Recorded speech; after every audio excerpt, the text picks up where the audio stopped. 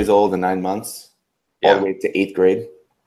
And one of the 5-year-olds went home and told the parent, I said they had the worst class. And the person in the office was like, you didn't say that, did you? I'm like, no. I said they were the worst behaved class today. And so big difference. Yeah, they had my back. Good. Yeah.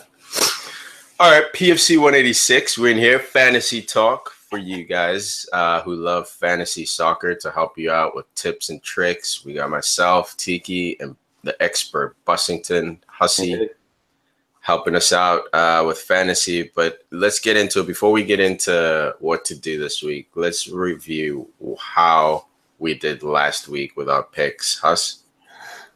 Last week, we started getting back into where I want to be. The Cells still got more points than I wanted to because who was it? Courtois. We said Celt Courtois. He got 6. But that was also because of the schedule. Chelsea had Stoke City. They also had Arsenal because I wasn't sure with Arsenal. But at the same time, overall, we did well. Buys got 17 points. The Keeps got 11 points. Sell got 10. And the crown jewel was the risk picks that got 25 points. Damn, there it is. Smashing it out of the park with the risks. Yeah, because, there was a lot of plays last week that we predicted to get goals, and they delivered, like Shaqiri. Yep. That's a swing and a hit right there. That was a swing for the fences on that one. Yeah, man, he's so cheap, too. That was a good return on him. Yo, and anyone that got Aguero, congrats, man. That was a huge pick. I went Jesus, obviously, but wow. Aguero went off. Huh? That was we forgot how good Aguero was. Well, I didn't because I took -4 this week so I could have Jesus and Aguero. Look at you. Well, it seems like every week it seems to be one or the other just going off. Yep. So I'm like, all right, cool. I'm done deciding. Just take both. So who's the other forward? Lukaku. Oh, Jesus. That's a power 3, man. That is a power 3. Actually, you know what? I'm wondering what I have on that. I forgot who I have. I think I have Lukaku. Yeah, while you looked at cool. All right. So last week, the top performer in the league was a man by the name of Daniel Brincat, who got himself 88 points. Honorable mention to Andrew Martin, who got himself 87 points. There are a few other guys who got points in the 80s, absolutely doing work last week. It was a power week for a lot of people. But congrats to Daniel Brincat, the lesser of the Brincat brothers. Sorry, Daniel. I always have to bring it up. You and Keith are super cool dudes. We appreciate you both. And you know what? Brimcat had Aguero as captain, so he got 40 points. So 40 points out of the 88 came from one player. So if it wasn't Aguero, Brimcat would be having like an average week, an okay week. He'd be getting 48 to 60 points. But Aguero popped for him. Yeah, man. Good for him. He jumped on before the rest of the world jumped on. Yeah, and then we got 1 through 5 coming up. So we got Ali FC Mohammed with 72 points. So he's leading the pack with 326 total points. Then we got Sean Maroney, ABCDFC with 64 points game week, 313 total points. Then we got Kevlar Ravens with that icon that we still don't know how to do. Marty, you gotta let us know how you do that. And then we got you got 66 points for the week, 307 total. Then I don't even want to talk about this guy's name. It's disrespectful. It's he said Liverpool. What's that name? Liverpool's awesome. Evan. Yeah, right. Liverpool sucks is the team name. He got 76 points game week, 303 overall.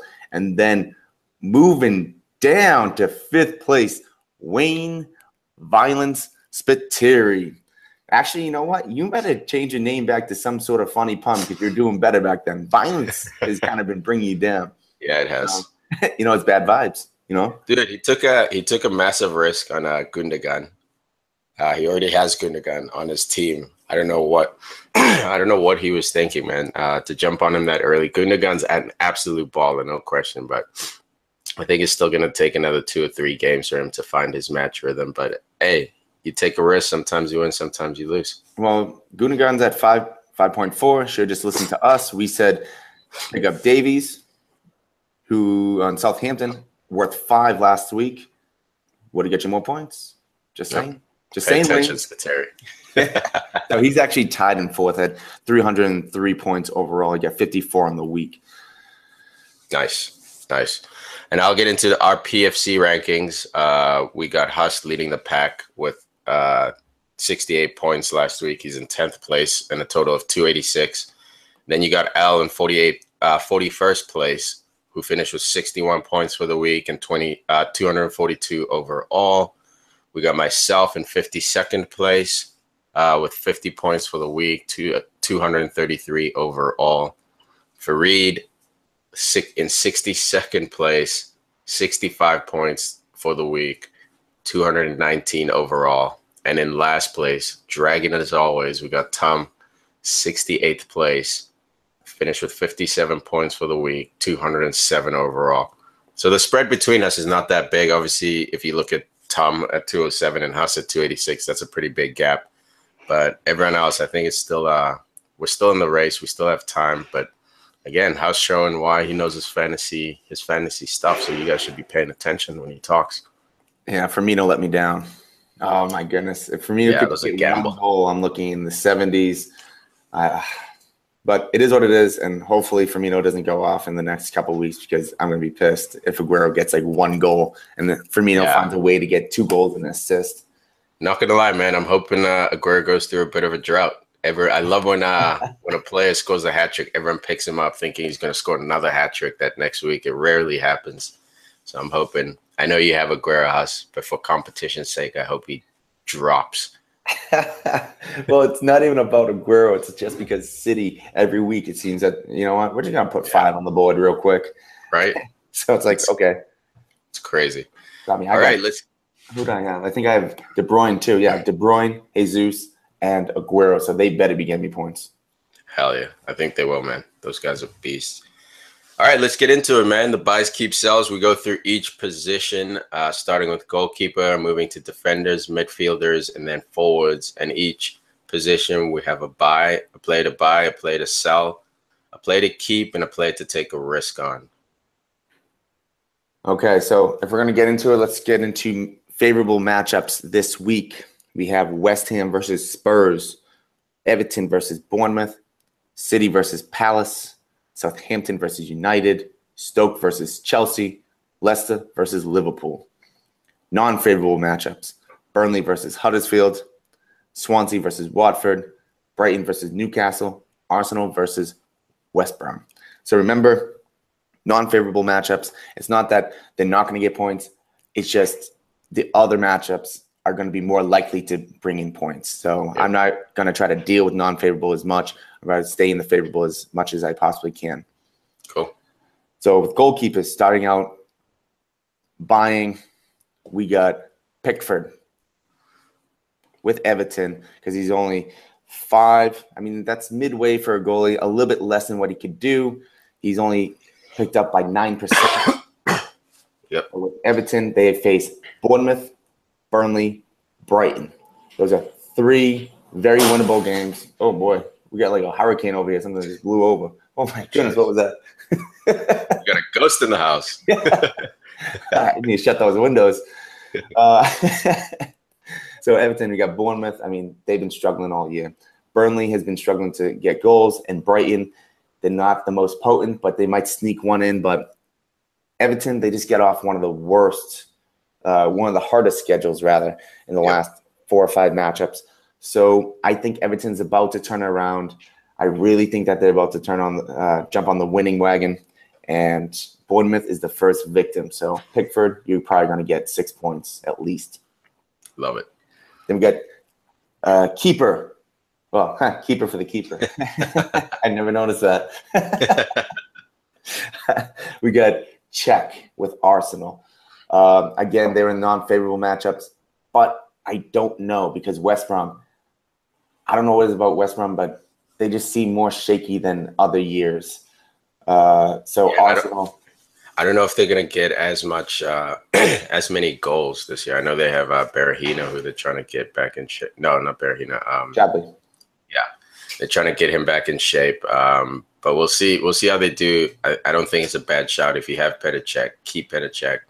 Don't dump him against West Brom. But like Huss was saying, you never really know with West Brom, and that's probably why it's an unfavorable matchup. And Arsenal right now is up in the air.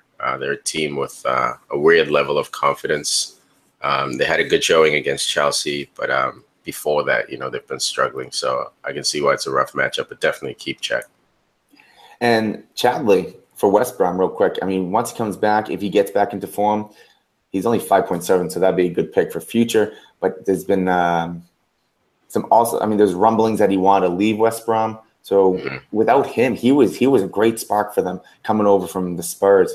So I don't know what West Brom's going to do. They try to bring in a couple guys, but they also let Fletcher go to Stoke. Yep. They brought in Barry, so I still kind of like Fletcher a little bit more than Gareth Barry. So I don't know exactly what West Brom's going to do this year. We're only 5 games in, but I still like Arsenal a little bit more. So Cech was only 5.5 pounds and then 5.4% own him. Getting it to 7, we have Butland. So Butland, 5 overall, 4.4% own him, but Stoke is facing Chelsea, Southampton, City. And those 3 right there, at least 2, they're probably going to lose. Yeah. Maybe not because they tied United 2-2, yep. But at the same time, they're probably still going to score. Yeah, we're talking goalkeepers here, so clean sheets are important. So like Huss is saying, Stoke can definitely show up for the big games. They've been known to be a bit of a cock block for the Giants, and they definitely, slowed down a fiery Man United, but United got 2 goals that game, so Butland lost his clean sheet. So to Huss's point, yes, Stoke might play spoiler and somehow manage to get a point from Chelsea, but I don't think it'll be a 0-0 game. And, the next 2 games are at home against Chelsea and Southampton, too. Southampton's a toss-up. Yeah, it's a toss-up. Out of nowhere, Redmond might just go for 3 goals. And it's like, those are 3 goals that he's going to have for the next, 2 months. Yeah. Yep. Fabianski is the risk. We got Swansea going against Watford, as Freed says, the team to watch. And then you got West Ham, Huddersfield, Leicester. Those are 4 games that no one knows. Watford, they were doing well, but then just got absolutely annihilated, destroyed. Basically, they were gutted by City. Then you got West Ham, who's just been up and down, or actually down then up. And Huddersfield, they've been I don't know if they've been the most impressive, where Newcastle is doing well now, but they've been very good this year. They might be the second or first best promoted team or most impressive promoted team because they've been handling their own really well. And then you got Leicester.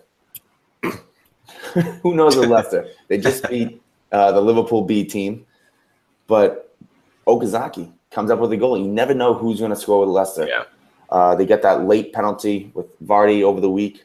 That worked out well for fantasy talk because we said he was going to score. But at the same time, you don't know with Leicester. So Swansea, Fabianski at 4.5, only 6% own him. Take a risk. Yeah. Take a risk. Ooh, I'm still like, do I want to keep him at risk? But I guess that's the definition of risk. Yep. And then let's get into defense real quick. You got to shout at this guy. I know he's been really good lately.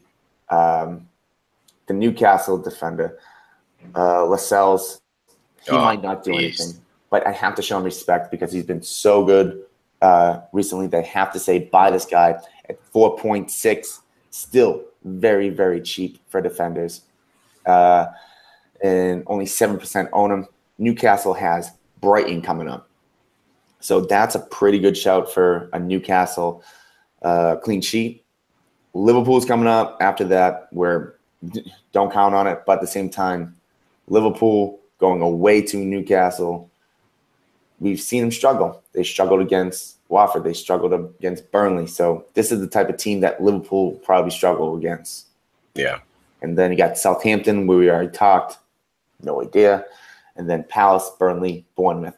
So for the next 6 matchups, this guy's looking pretty good because he looks like the threat that's coming out of the back.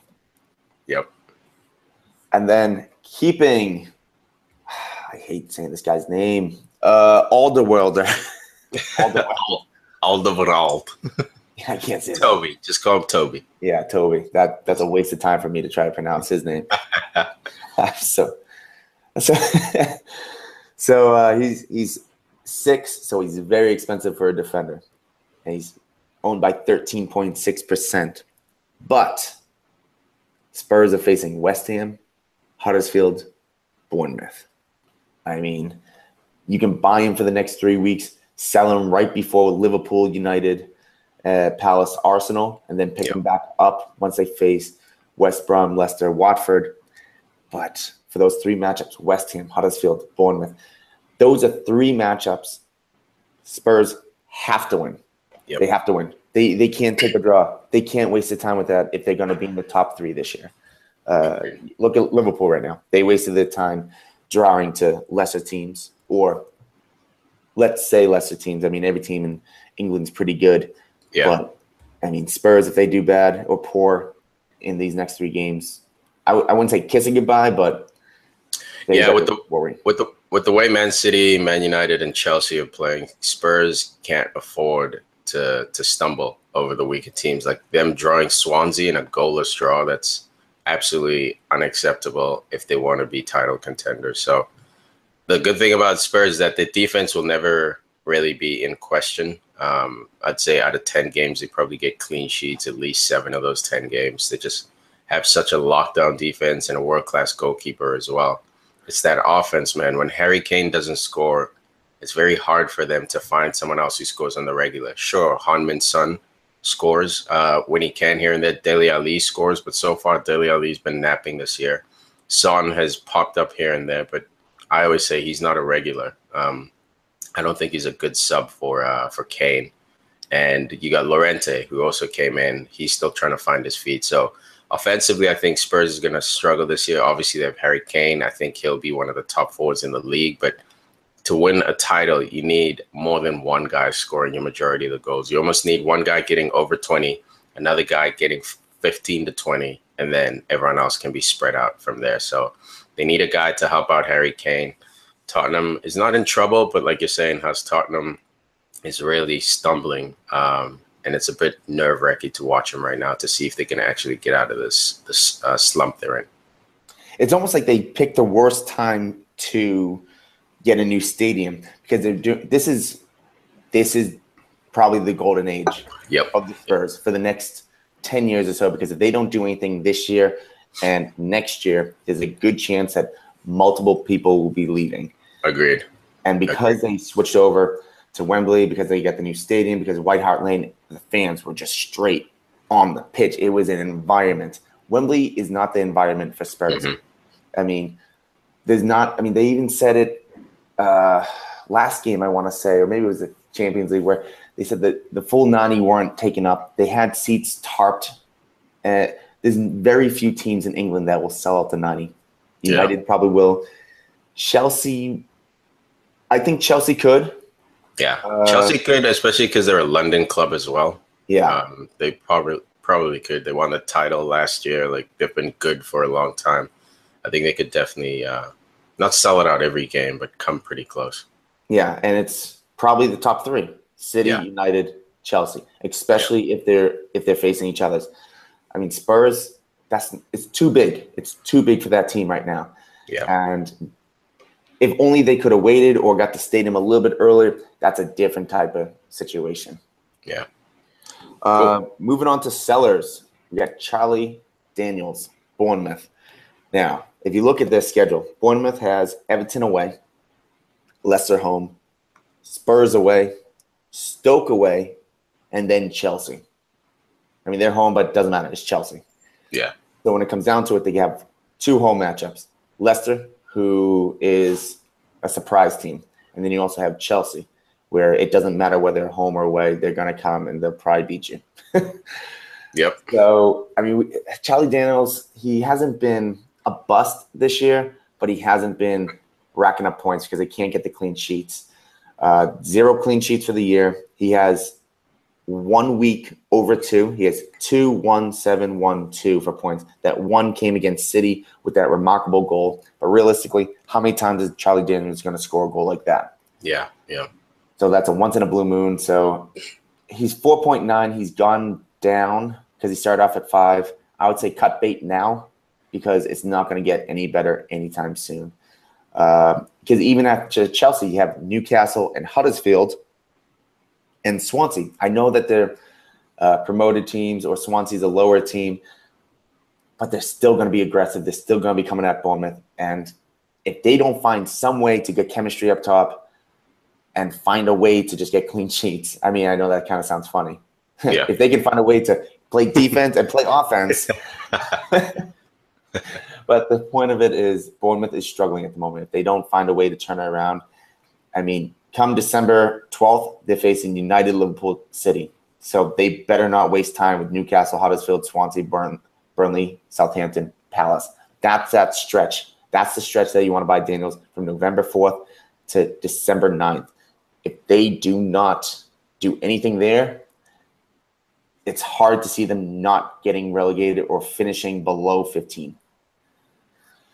So going on to risk. Well, I guess it's not really a risk, but I want to say risk because you never know who's going to play. But I picked Otamendi. It's 5.6. He's a little expensive for me as a defender. 10.7% owned. City is facing Palace, then Chelsea, then Stoke, Burnley, West Brom, Arsenal. So I still think City's going to win all those games, even against Chelsea, even though it's at Stamford Bridge. Mm-hmm. But you never know with that defense. They can be at times leaky. This year they've been actually pretty good, but with Company back, he's actually hurt at the moment. He has a calf injury, so he's 75% chance of playing. So Otamendi and Stones will probably play, but in the future, you don't know. Maybe Pep really likes Stones. Maybe Otamendi will take a stupid dive, or maybe you get a stupid red card. You never know because he's always dropping a point with a yellow card randomly. Yeah, he's a bit unpredictable. It's a bit of a wild card, but he's good, man, and City's good this year. Yeah, so I'd say this is actually one of the most comfortable risks that I think I've ever picked, and I'm actually kind of regretting it because I kind of like taking that high-risk pick. But Otamendi, he's probably going to be a good one. Midfielders for buying, I have not had him this year, but I'm going with Eriksen. He's at 9.7. He actually leads the midfielder for the Spurs for points in fantasy. And Spurs have West Ham, Huddersfield, Bournemouth up. We already talked about it because of Toby. Yep. 27.3% on him. This is not a surprise pick. This is not a pick that is going to amaze people, but this is a pick that says this guy is on fire this year. I mean, getting the ball to Ali, getting the ball to Kane. This is the type of guy that he'll just consistently, quietly get points. 33 points on the year. He has 12 the first game, 7 the second game, 3 the third game, 8 the fourth game, and 3 the fifth game. So even on the days that he doesn't score or assist, he gets a clean sheet. So he's still getting 3 points, which is very good for someone that doesn't do anything when it comes down to goals or assists. He's one of those guys where we're saying if Tottenham doesn't do well, he's one of those guys who might leave. You saw at the end of the transfer window, there were rumors linking him to Barcelona. So with that, he could potentially leave if Tottenham doesn't really have a good year. So keep an eye on him. This guy's world class, or he's on his way to world class, and the world is starting to recognize that. Yeah, and Barca has been linked with Goretzka from Schalke, the German, but he's still pretty young. So I could very well see them taking Eriksen now or next year or the year after because he's going to be in his prime. Goretzka, there's also a huge link to Munich, so you never know, or sorry, Bayern, so you never know where he's going to go. I would not be surprised if Eriksen is wearing, what do you want to call that, the blue and maroon? Yeah, it's like the, I forget how to say it in Spanish. It's like the Blavanga, I forget. But yes, the blue and the maroon. Yeah, there's zero chance I could say that. Maybe we'll have some Barca fans. Let us know in the comments. How do you say it again? What's the word? The blue and the maroon, essentially. The blue and the red. Moving on. Keep Salah. And when I say keep, I mean, again, this is not very surprising. But at the same time, he didn't play midweek, so I'm assuming he's going to play the weekend.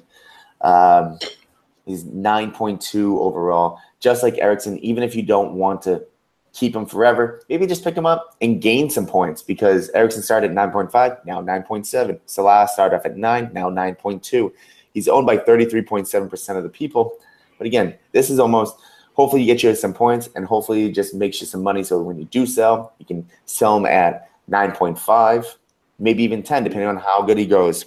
Yep. But Liverpool, coming off the midweek loss to Leicester. Again, this is Liverpool's B squad. I mean, Vardy wasn't playing, but Slimani was playing. Ndidi was playing. Okazaki came on. This is not going to be the same Liverpool that you see, even though Hendo was playing. But he was. I don't know. I don't know about Hendo. This is not a review, but we're not going to get into the game. But yeah. But you have Leicester and Newcastle coming up, both away. Both are teams that Liverpool seem to struggle against, but even if they lose or tie, Salah seems like the player to have when it comes down to Liverpool. Yep.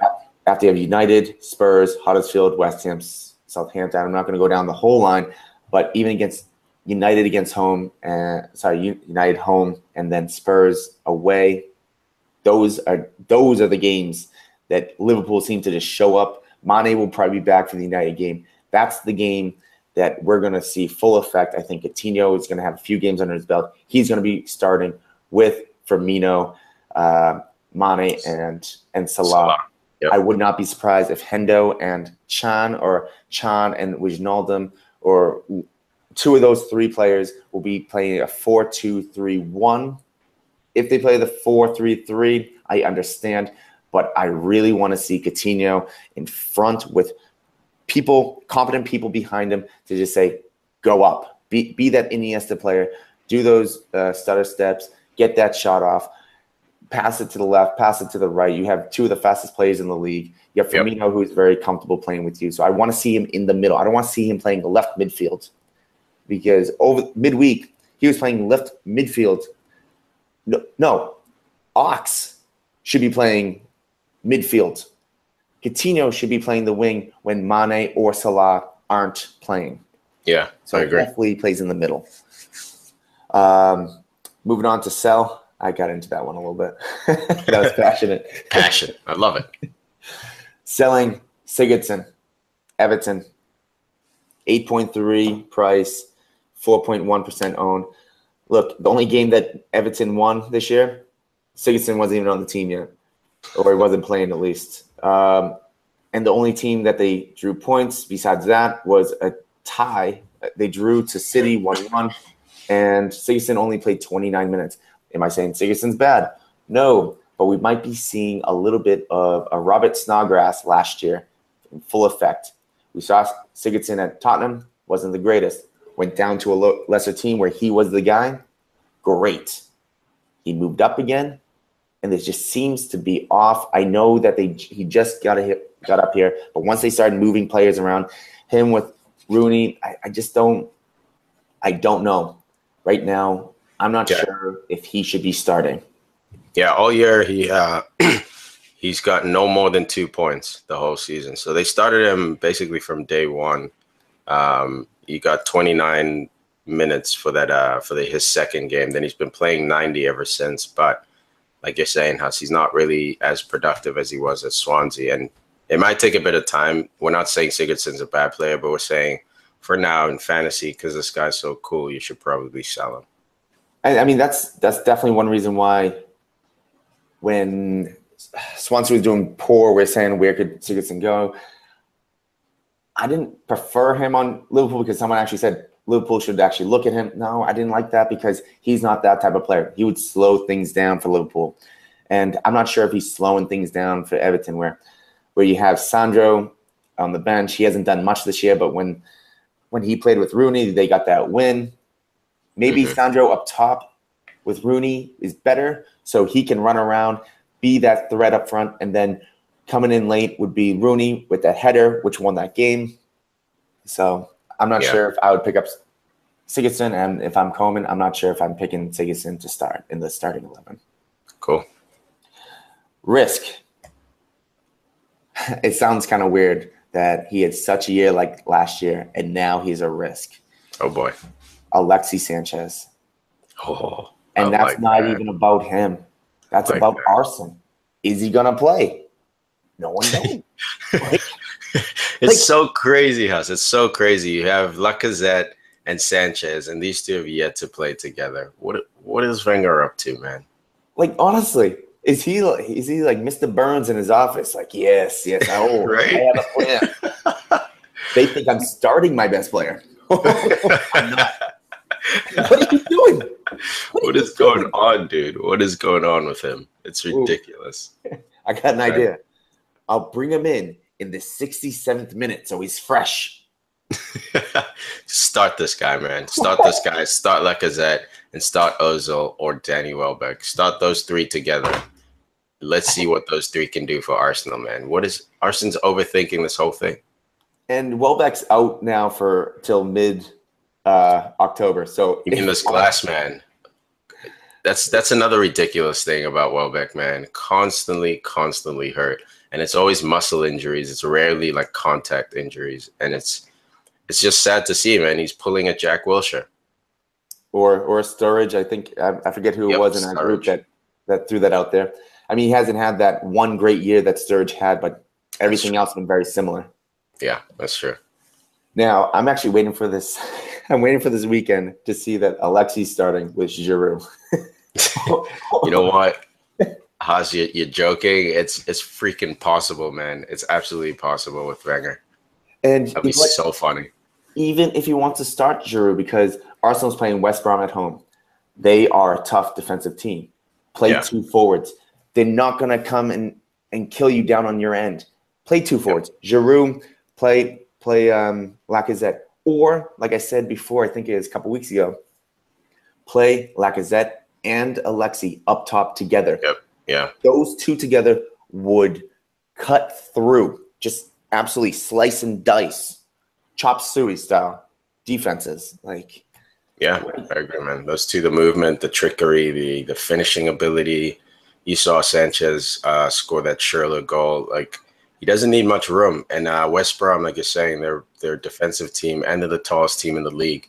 They're taller than Man United, believe it or not. So bringing in Giroud, I can see why, maybe help out on defensive set pieces. But I say, man, screw those set pieces. Put two fast guys at the forward position and make those lanky defenders work.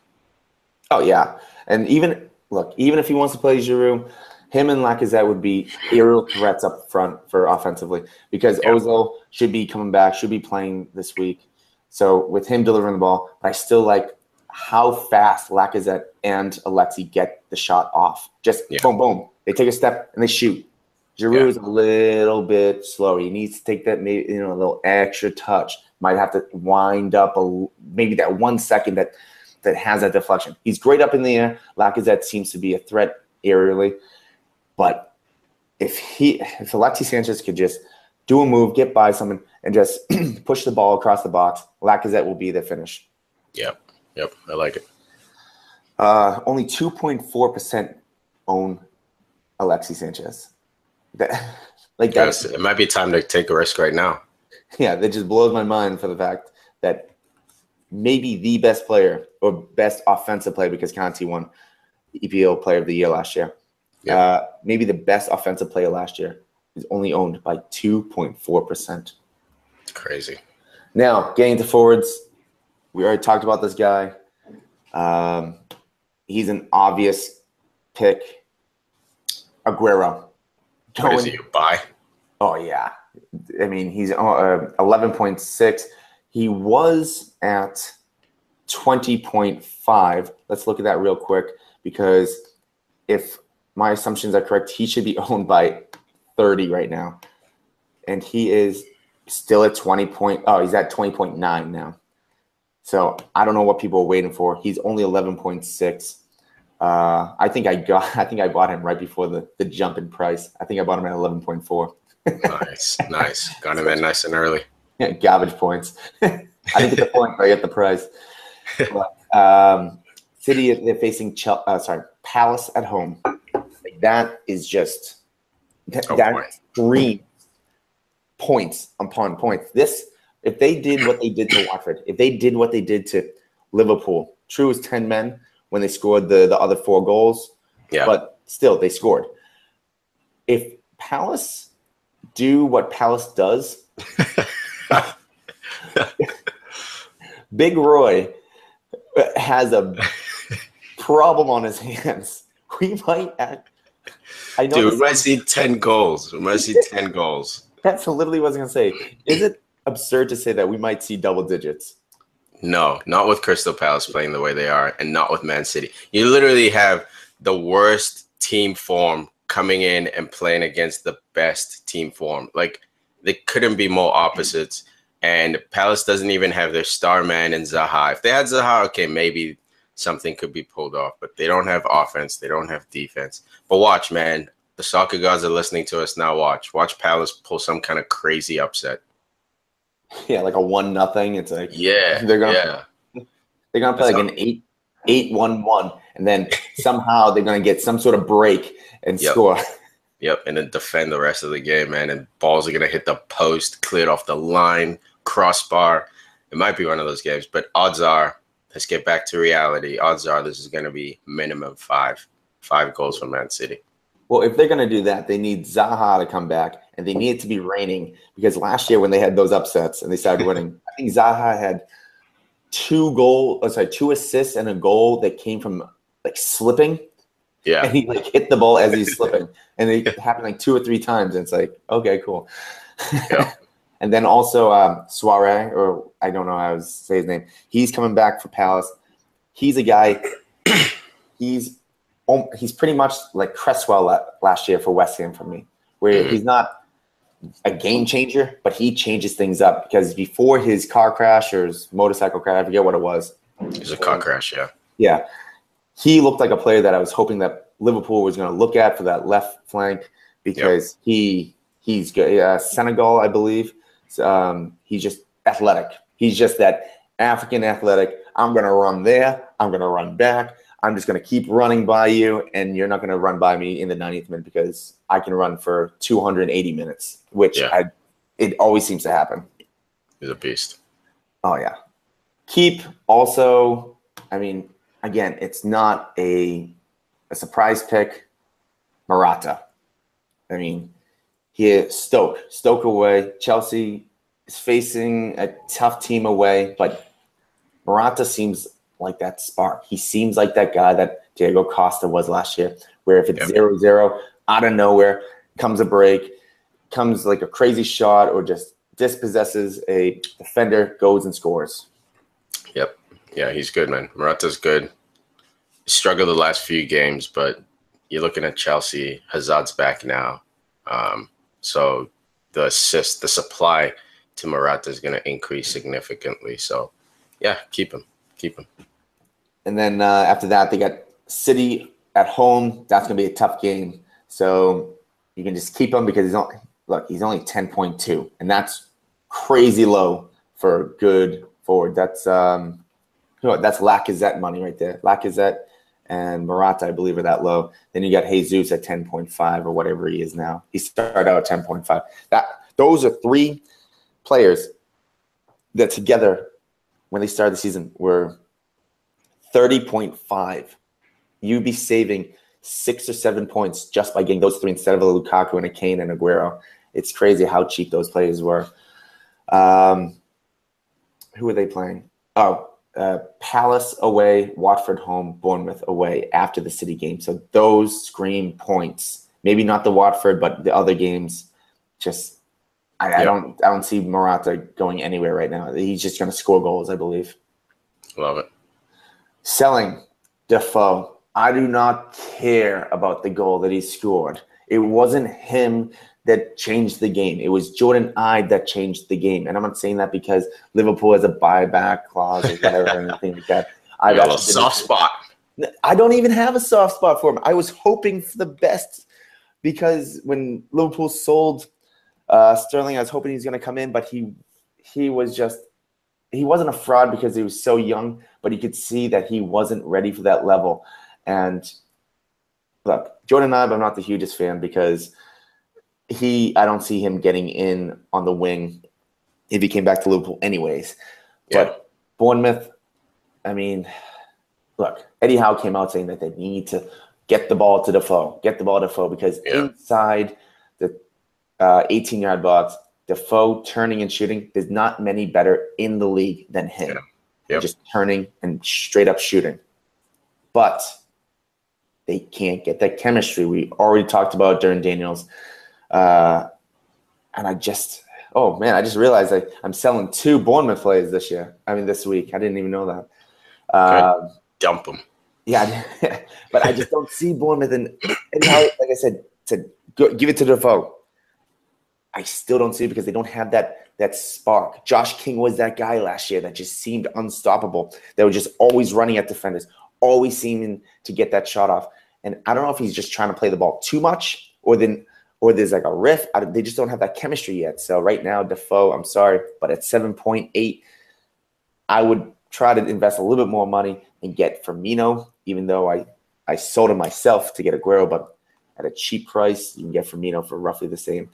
And with the fixtures for Bournemouth, they're not crazy hard, but they're not easy. You know, they have Everton coming up away, Leicester at home, Spurs away, Stoke away, Chelsea at home. So just those 5 games, man, I'd be surprised if they won more than one. Maybe they could steal something from Leicester, maybe steal something from Stoke. But even then, I don't know if it's possible right now with this Bournemouth team choking a bit.